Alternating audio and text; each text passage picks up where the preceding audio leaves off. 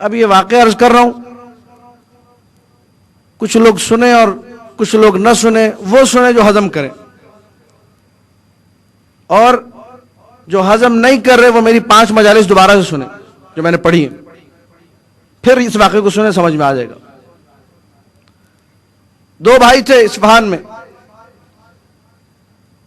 ایران میں ایک ہیں بڑے خطیب آیت اللہ ہاشمی نجات، انہوں نے یہ واقعہ جو ہے نقل کیا اپنی مجلس میں، ان سے میں نے سنا تھا، اور روایات میں کوئی ایسا مطلب حرج ہمیں نظر نہیں آتا کہ اس واقعے میں کوئی ایسی بات ہو اس کو قبول نہ کیا جائے۔ 2 بھائی یہ کہہ رہے ہیں، اس بھائی نے جو زندہ ہے ابھی اس وقت، تاجر ہے، اور ایک تھا ممبری، مولا حسین کا ذاکر تھا، یہ دونوں جو ہے مصروف تھے اپنی زندگی میں۔ ممبری جو تھا، خطیب جو تھا، اس نے ایک دفعہ وعدہ کیا عاشور کا، محرم کا، ایک جگہ پہ کہ میں مجلس پڑھنے آؤں گا، اور وہاں مجلس پڑھنے گیا، راستے میں ڈیتھ ہو گئی، سفر کے دوران انتقال ہو گیا، مر گیا۔ کافی عرصہ گزر گیا، اور انتقال کے کافی عرصے بعد تاجر نے خواب میں دیکھا، جو تاجر بھائی تھا اس نے خواب میں دیکھا اس کو، کہا ہاں بھائی آپ کے کیا حال احوال ہے، طبیعت خیریت ٹھیک ٹھاک، کیا ہوا وہاں پر؟ اس نے کہا اب جا کے مجھے نجات ملی ہے، 1 سال کے بعد، 2 سال کے بعد، 3 سال کے بعد، اب میں ریلیکس ہوا ہوں، میں پھنسا ہوا تھا یہاں پہ۔ کیوں پھنسے ہوئے تھے آپ؟ مولا کے عزادار، مولا کے ممبری، مولا کے ذاکر، مجلسیں پڑھتے تھے حسین ابن علی کی۔ کہا یہ ہوا کہ مجھ پہ حج واجب ہو چکا تھا اور میں حج پر نہیں گیا تھا، مجلسیں پڑھ رہا تھا دھڑ دھڑ، لیکن میں نے کہا انشاءاللہ اگلے سال جاؤں گا حج پہ۔ روایات عجیب و غریب ہیں حج کے بارے میں، جس پر حج واجب ہو جائے اور حج کو نہ جائے، جتنے پل گزر رہے ہیں سارے کے سارے گناہ میں۔ کہہ رہے میرے بھائی نے مجھ سے خواب میں کہا کہ جب میں مرا راستے میں 2 فرشتے آئے، کہنے لگے یا یہودیوں والی موت یا نصرانیوں والی۔ میں نے کہا میں امام حسین کا ذاکر ہوں، کہا کہ تم نے حج نہیں کیا، عمدن ترک کیا ہے، اور تمہارے لیے اس لیے زیادہ سختی ہے کہ تم نے یہ روایت خود ممبر سے سنائی تھی کہ جو حج پر نہیں جائے یا یہودیوں کی موت یا نصرانیوں کی موت۔ تو کہہ رہے بڑی کربناک موت مجھے ملی، پھنس گیا، برزخ میں ہوں۔ معصومین نے کہا ہے برزخ کی تیاری کرو، لیکن کوئی محال نہیں ہے یہ برزخ میں شفاعت کرے، کوئی تعجب نہیں ہے، کوئی عجب نہیں ہے۔ کیا کروں؟ برزخ میں خیال آیا کہ صدیقہ کبریٰ سے توسل کرتا ہوں۔ جس کو دنیا میں توسل کی عادت نہ ہو وہ برزخ میں کبھی نہیں کرے گا۔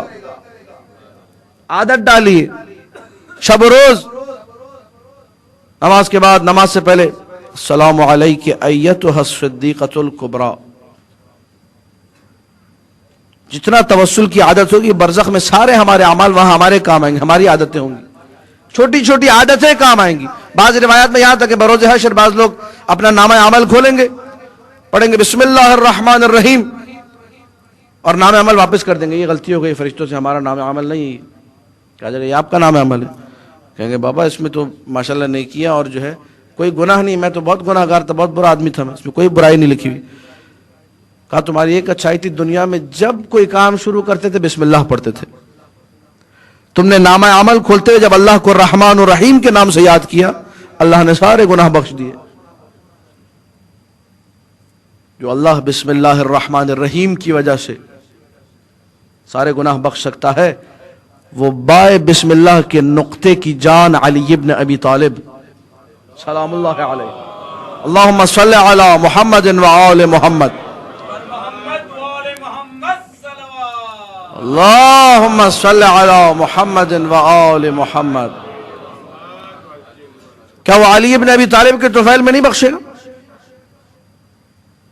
کیا وہ منصورہ خدا صدیقہ کبریٰ المبارکۃ بالاحوال والطاہرۃ بالافعال الرضیۃ بالدلالہ الرضیۃ بالمقالہ والمرضیۃ بالدلالہ الزکیۃ بالعدالہ فاطمہ زہرا کے صدقے میں معاف نہیں کرے گا؟ کہا توسل کیا میں نے برزخ میں بی بی سے،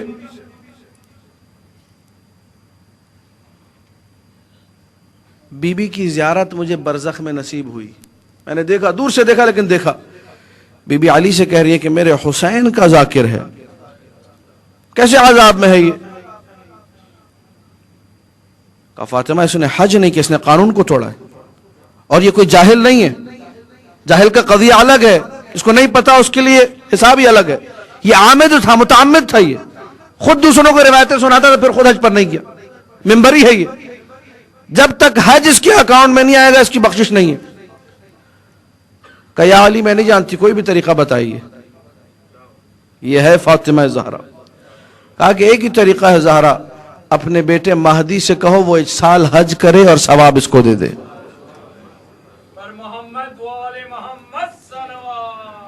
اللہم صلی علی محمد و آل محمد۔